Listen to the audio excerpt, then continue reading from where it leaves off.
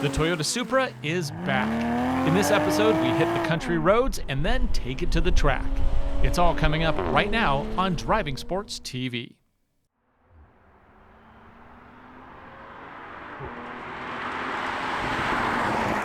We're going to start this review right here in my home state of Washington on public streets. Because even if you buy a car like this for the track, you're going to drive it on the street from time to time.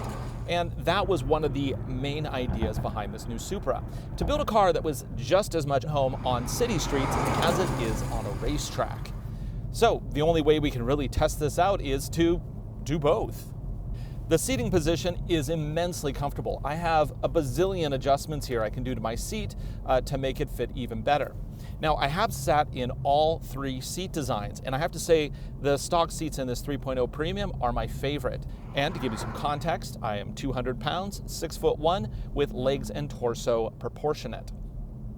Steering wheel, feels so good. The leather is high quality. The gauge cluster is a really cool mix between digital and analog elements. And then, of course, it has a heads-up display. The interior, it's built by BMW, so yeah, it's nice. And in fact, this is almost indistinguishable from the Z4 that I had just a few weeks ago. It's kind of funny. It's basically a Z4 with a hardtop. And because this does have BMW underpinnings, that means it does come with a feature that I really like on BMWs, and that's launch control. Let's go ahead and set it up and see what it does. Okay, come to a nice stop. Now, launch control here, they only let you do it every 5 minutes because it is a huge strain on the engine, transmission, and the tires, of course. What it does is it maximizes the output of that turbo. It preloads that turbo so it's in the maximum torque range. It also maximizes the shift pattern to match the high horsepower needs. And then the traction control tries to give you the best grip possible for abrupt launching. Let's go ahead and give it a try. So I put the drive mode into sport, which automatically disables the engine start stop. I then put traction mode into traction. It says traction mode activated. And that's basically it. All I have to do is mosh the brake pedal as hard as possible and then put the gas all the way down. And then when I release it, the brake that is, we launch. Let's give this a try. 3, 2, 1, go. Oh, yes! Oh man, that was awesome. I love launch control. And yeah, these streets are not the cleanest, so grip was a challenge.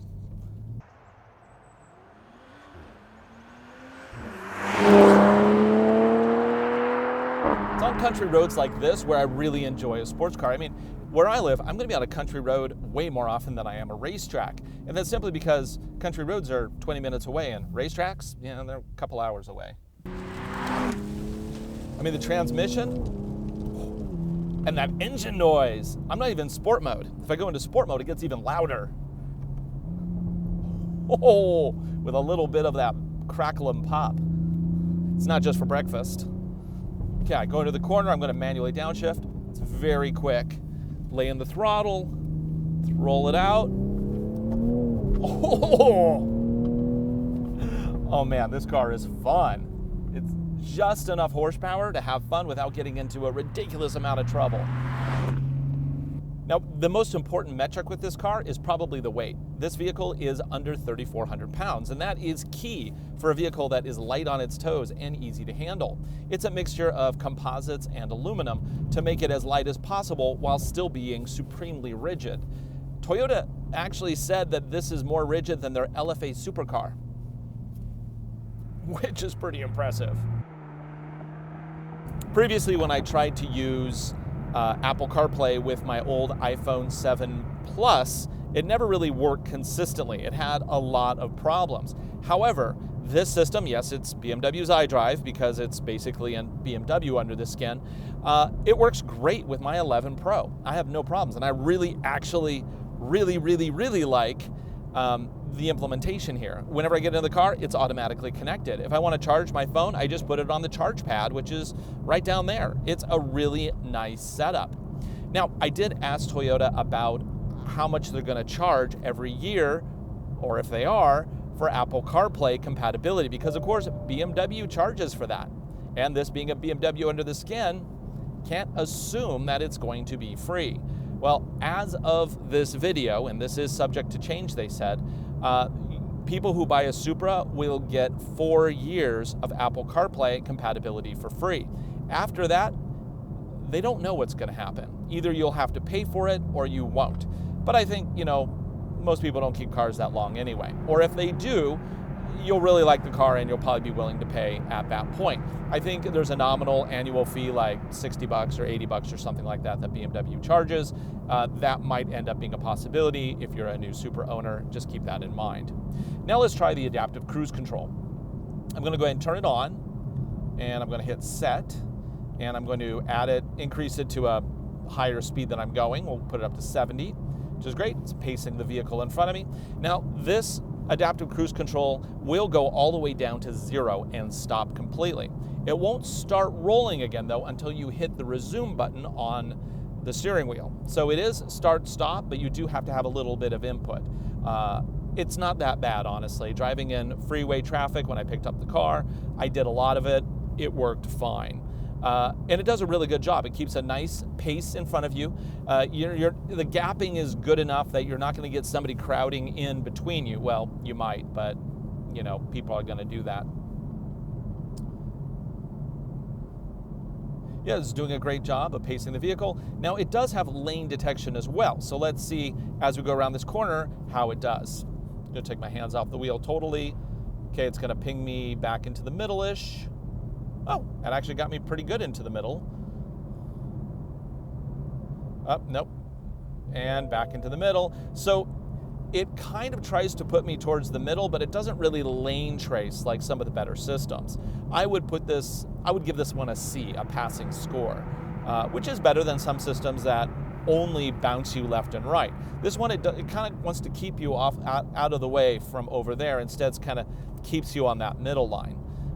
Anyway, you're not going to rely on that every day anyway for driving because it's not a semi-autonomous system. It is only something there to help you with long-distance cruising. And I think this is really quite good, especially considering this is a sports car. It's, some don't even include that kind of functionality. Cross-shop this with a Lotus Elise. Yeah, the Elise, you're lucky if you even have, any interior. I guess that's why you buy the Exige, but even that doesn't really have much interior. I have to say, around town every day, doing the commute, driving to the store, going out to the countryside, this is a very nice vehicle to live with. The electronics are up to date and cool. The adaptive cruise control works really good, and the seats are supremely comfortable.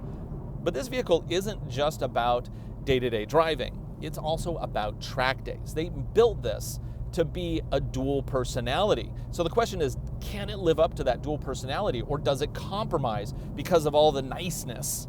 Well, that's what we're going to find out. And for that, we're heading to Willow Springs Raceway, where we're going to be on the streets of Willow with an identical car to this one.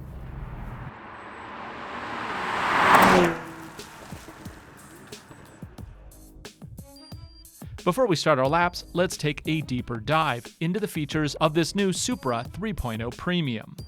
The model we're driving does include a couple extras, bringing the base price of $53,990 all the way to $56,195 US, including destination.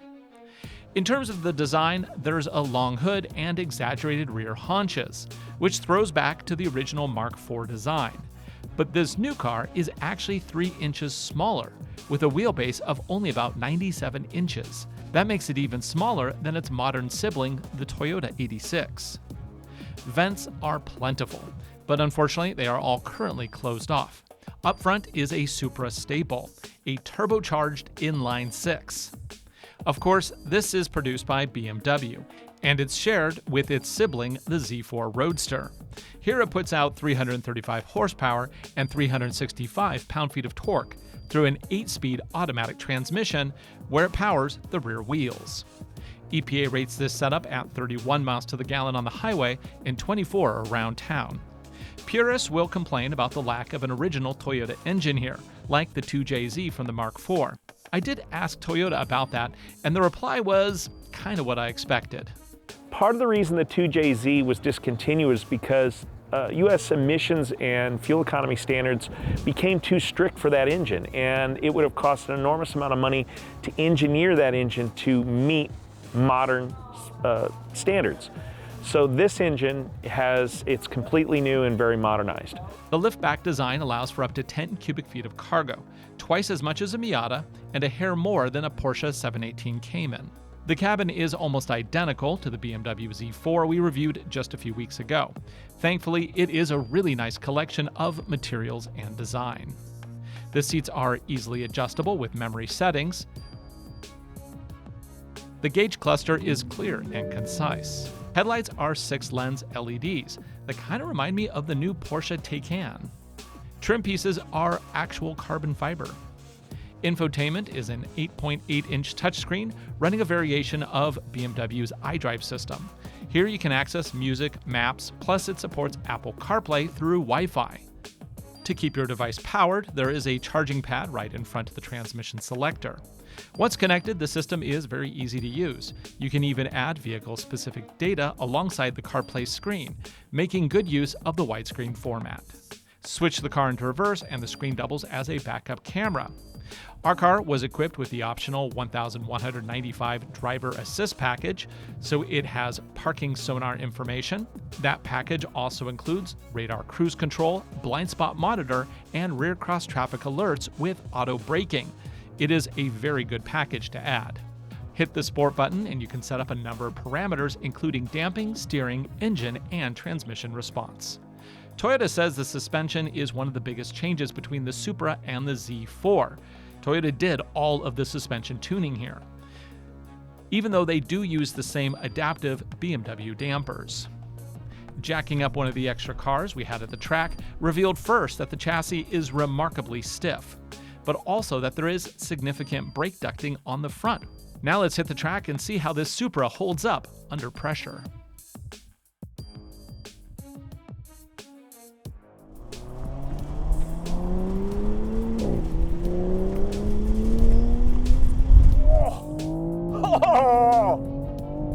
That sound! Now this is where I really like having a heads-up display. I can see really easily that I'm doing 100 on the straightaway here. Put the brake in. Now currently I'm running the transmission. It's an 8-speed automatic. I am running it in full auto mode because I don't have a ton of laps here at this track, and I want to really feel like I kind of want to let the car do its own thing and see how it does. Now, it does use adaptive suspension. It does 100 times per second. And like other BMW-based vehicles, it uses a control valve to basically adapt the dynamics of the suspension in real time. Oh my God, the glue! These tires, man. Oh, they're so sticky. Okay, front straight, what do we got? Warm-up lap, 105. Okay. And then, whoa, dancy, dancy, dancy. Dude, this course is so rough. Go a little sideways there. I am in sport mode, which keeps traction control enabled. However, it is kind of a little bit loosey-goosey. It does let you kind of step out just a little bit. Now you can completely disable traction control if you really want to go down that road. But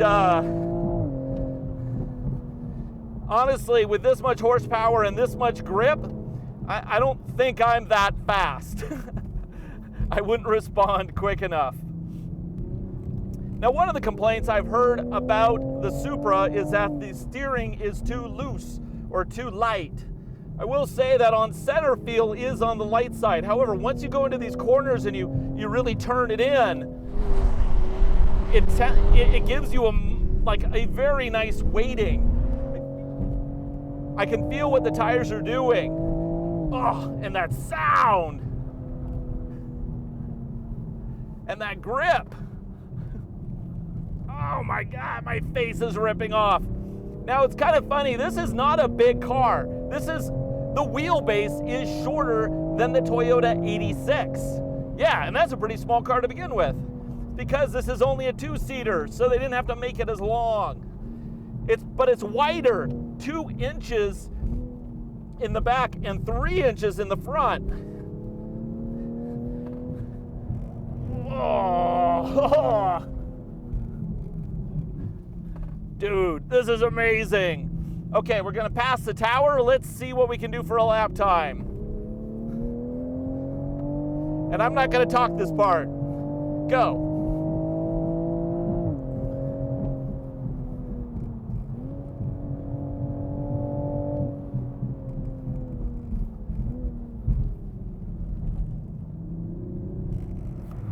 Oh, just curb some speed there. That wasn't good.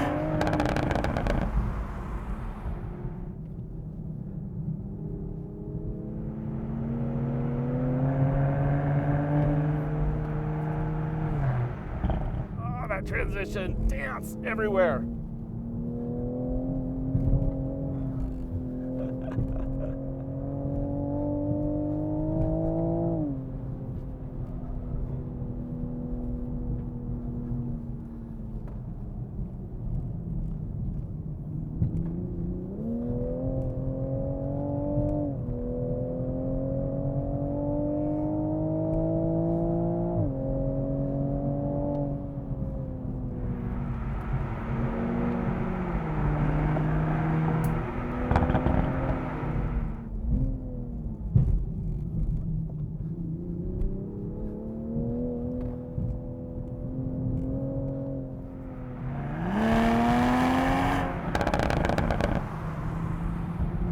Okay, and here we go, final corner. And across the line. Looks like that was about 1:30, which is pretty good. In the back, there is a limited slip differential. It's a clutch type. And though it doesn't technically vector torque, it has a torque vectoring-like function. When I turn, it disengages, and then when I put in the throttle, it re-engages, which helps move torque around in the back. So I get a really good hookup feel as I'm exiting the corners. Yet mid-corner, it's not going to do anything weird. It is easy to get hung up on a name. Yes, BMW is very evident in this new Supra, but I think the choice here is for this car to exist like this or not exist at all. Because today, for a major car maker like Toyota to launch a new gas-powered sports car is utter madness. I really enjoyed this car both on the track and on the street, and though many will disagree, either on principle or just because it's a car that is really easy to bash, for me, this 2020 Supra is now one of my favorite cars. Honest. And though some people would point out, well, why don't you just get a new Corvette? Well, if you're actually going to price out feature to feature, you're going to spend 20 grand more for the new Corvette. That's a pretty big gap. For Driving Sports TV, I'm Ryan Douthit. Thanks for watching. What do you think? Do you prefer the Z4 or the Supra? Post a comment below and let's talk about it. If you haven't already, also please subscribe and share this video with your friends. I'll see you again next week. See ya.